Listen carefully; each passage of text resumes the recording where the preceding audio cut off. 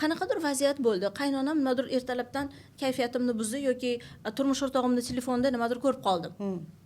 Ko'rib qoldim. Men bunga adekvat munosabat bildira olmadim.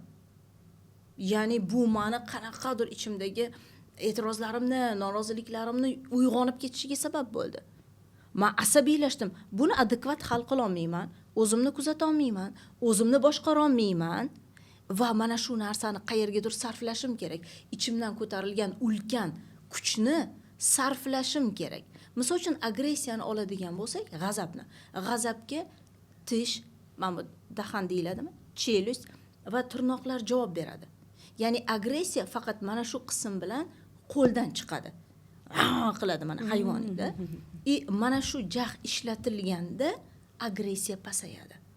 Mana hayvonlar qilganda kuch paydo bo'ldi, agressiyani shunday chiqaradi.